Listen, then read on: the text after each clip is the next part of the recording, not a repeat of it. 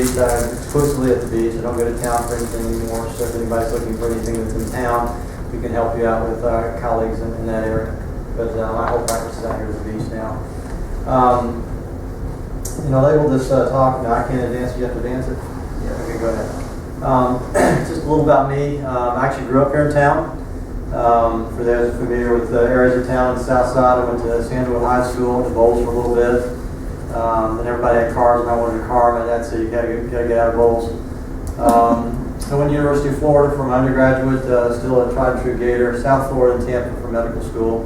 And then I've been back in Jacksonville since about 1984, 85. That's where I did my training in orthopedics over at Shands, and then set up practice here in 1989. I've been in private practice in Jacksonville in orthopedics since 1989. So I'm getting to be one of the older guys around town now, so I don't feel like it. We started Jacksonville Orthopedic Institute 10 or 15 years ago now. We were part of the founding members out here at the beach of the Institute, and of course it's grown to about 30 doctors now. So we're 5 of 30 out here at the beach. Keep going. Carol went over the office locations, all the stories right here, and then the founding member of the Joint Camp. That was something that she touched on briefly, but the Joint Camp is actually it's a program. We had 5 surgeons out here doing things different ways, and we just consolidated things where everybody does it the same way. Everybody has the same set of orders, everybody has the same nursing details, and et cetera. It just provided some uniformity for the program out here. So everybody kind of runs through the same thing. We have a pre-op program where you go learn exactly what you're going to do from the time you walk into the hospital to the time you leave, and they get your information and try to set up whatever equipment you need post-operatively, or if you need to go to rehab post-operatively or things like that. And so it's just an effort to try to get all those things that need to be done when you're walking out of the hospital done before you walk into the hospital. All right, click. All right, so we're just going to talk today a little bit about hips and knees, arthritis, the signs and symptoms, what's bugging you. Y'all probably tell me if y'all are here. The conservative treatments are always a consideration, and then hip and knee replacement when your quality of life deteriorates to the point where you just don't want to be like that anymore. So you start talking about the surgical treatment, and then just a couple recent technological advances, and specifically we're going to talk about the anterior hip today. So the anatomy of the hip, we have basically our hip joint is the pelvis and the femur bone, and then the socket here is just like pulling a drumstick out of a thigh. Okay, it has that white shiny stuff on it, and that's what glides back and forth. And as long as that stuff's intact, we don't have arthritis. As that white shiny surface on the end of the bone starts to deteriorate, it splits, it frays, it comes off the bone, and that's what starts giving the discomfort and arthritis, and that's what we start seeing changes on X-rays. So specifically, the femoral head would be the top of the femur, and that's the ball. The acetabulum is the cup, and that's part of the pelvis. And so we're doing a hip replacement intervention. We're going to put a metal and plastic liner in the cup. We're going to put a stem with some sort of ball on it here, and now you will have basically a ball on plastic cup as your articulation, as opposed to bone grinding on bone. Referring to the hip cartilage, that white shiny stuff, and that's kind of how I tell folks in the office. That white shiny stuff, it's like you took it and went across a cheese grater. And once you grated it off, then that chicken's got arthritis. The anatomy of the knee, we'll touch on that because everybody's got hip problems and knee problems too. The kneecap sits out front, the thigh bone, the other end of the femur, and then your tip of your shin bone make up your knee joint. Same white coating on the end of the bones that we're dealing with. Go ahead. The knee cartilage covers the surfaces. We touched on that. Keep going. All right. So when we talk about arthritis, everybody comes in and goes, I have arthritis, and my aunt has rheumatism, and so-and-so has psoriatic arthritis, and Aunt Mabel has lupus. There's tons of different arthritises. But for the purpose of what we're talking about tonight, we're just going to say arthritis is inflammation and deterioration of your joints to the point where they're not smooth anymore, and they're giving you pain. So rheumatoid arthritis is your body reacting to yourself, whereas osteoarthritis is your body wearing out. So an old football player injury or something like that. Go ahead. All right. Rheumatoid arthritis, younger patients, again, it's a whole different deal. It's your body just reacts to itself, builds up pressure, erodes the joints, and causes pain. Go ahead. Whereas osteoarthritis is what you're going to see in probably 8 or 9 people out of 10 that come into the office. It's a wear and tear phenomenon. So you don't have the 22-year-old in with osteoarthritis unless he had a trauma when he was 12. That patient might have some rheumatoid disease. But if you look at these numbers, 23 million, that's a lot of folks. When we start talking about the treatment, just 23 million people taking aspirin is a lot of money. So go ahead. So symptoms of arthritis, probably go around the room, you can tell us what your symptoms are. But in general, the joints are somewhat swollen, they may be warm to touch, they hurt when you move them, hurt when you stand on them, maybe stiff in the morning until you limber them up. You find yourself decreasing your activity, you feel like your lifestyle's impaired, and next thing you know, you get a little bow leg or knock knee if it's your knees, and maybe a little bit more of a limp and a stiff hip if it's your hip. Okay. So getting the proper diagnosis, that's coming in, letting us take a look at you, taking an x-ray, correlating your clinical complaint to what goes along with the x-rays. I can't tell you how many times I get folks that are coming in, that have an MRI or have something that this is what the x-ray shows, and it's nothing to do with what the patient's complaining about. So you have to correlate things, you have to make sure you're making the correct diagnosis. There's different ways to do that. So conservative treatments. I'm sure everybody is, if you're 4 of you are ready to go, y'all been doing the conservative things up to now, but we ask folks to watch what they eat, lose a little weight if they're overweight, try to exercise, try to maintain motion, mobility, to decrease the stiffness that happens. The American Arthritis Association basically says the best friend of a knee arthritis person is a stationary bike. So get on the bike, pedal, keep them limber, and keep things going. People get on medications of sorts. They can be the Motrins, the naproxens, it can be steroids, supplements. Everybody asks about the chicken wing stuff or the chicken, things that you inject. There's all kind of things that we can do. Bottom line is these list of items probably ought to be checked off, before you're considering doing something surgical. And that's generally what happens. People just get to the point where enough's enough. And I'll say that over and over again, but that's just what happens. Go ahead. All right, so once you consider, see I said it again, after discussing with the orthopedic surgeon what's, my quality of life is not good, my conservative stuff have failed me, and I just can't be like this, so tell me how to fix this, doc.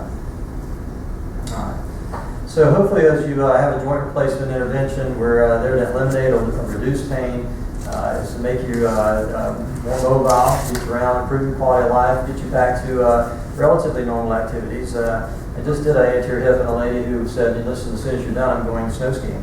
And I said, well, okay.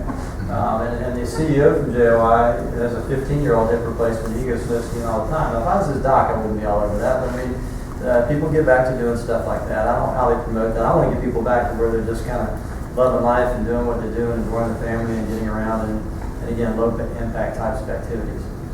So joint replacement, the fancy term is total joint arthroplasty. Arthros means joints, plastic means the replacement of, and they use implants. And there's always some sort of metal and plastic configuration that we're going to replace those rough surfaces with. And this is typical of a knee where you've got metal on plastic, and then a hip where you've got plastic and then a metal ball or a ceramic ball. Go ahead. So, before I even see you in the office, half the time people have been taking and we've done x-rays, because x-rays really come down to giving you the information of how bad is it from a viewpoint from the orthopedic doc. And so we'll take x-rays to look at what's going on. You can't see this too well. We'll go to the next one. So on a normal knee, if you look at the thigh bone and the shin bone, and see the space between the bones that's here? That space is where the white shiny cartilage is on the end of the bone. It's where the meniscal cartilages sit in between the bones, and that's what makes up that space. And the x-rays go right through that, and that's why it looks like there's nothing there. So when that surface starts to deteriorate, you'll see the bones start getting closer together. And so when people have the quote-unquote bone-on-bone arthritis, what has happened is that surface is scratched off on this side, and now when that patient stands up, they have basically a kind of raw bone striking against raw bone.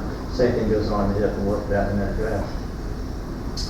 So on a knee replacement end of things, this is a half a knee replacement, this is a whole knee replacement, and you're replacing metal on the end of the thigh bone where it's rough, and then a metal tray with a plastic liner. So that space between the bones now that used to be cartilage is now a piece of plastic, and that's what the x-rays go through.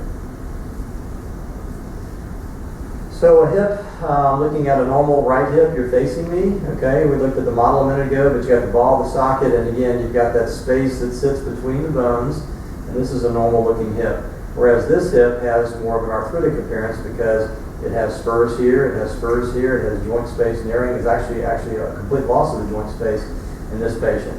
And so this patient's going to come in, and I see this line right here, that up and down. And that's right where your groin crease is. That's right where underwear would go. And so if you're stepping on your hip and getting pain that's down in here, that's why you would expect it, because that's exactly what's living underneath that groin crease is that rough ball and socket. So in orthopedic ischemia hip replacement, we're looking at some sort of metal shell with a plastic liner, with a ball, and then a stem that sits inside the bone. And so the stem is inside the bone here, and you got the ball, plastic, and metal making up the hip replacement intervention. Right.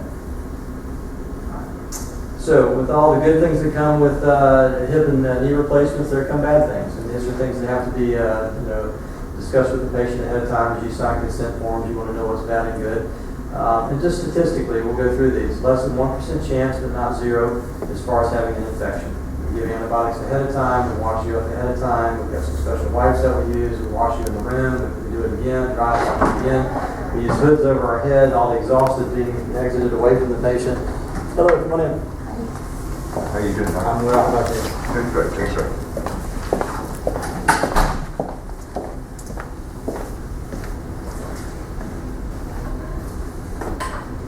Did you bring enough candy for the class? Excuse me? Did you bring enough candy for the class? Oh, sorry. I'm Dr. Whitaker. Okay, we're just getting along here. We're talking about joints and kind of running through things. Actually, we're talking about the bad things that can happen on joints. So you're probably walking in on the most informative, but the worst thing to listen to. You remember me. You gave me a new hip 3 weeks ago? Okay. I wasn't sure.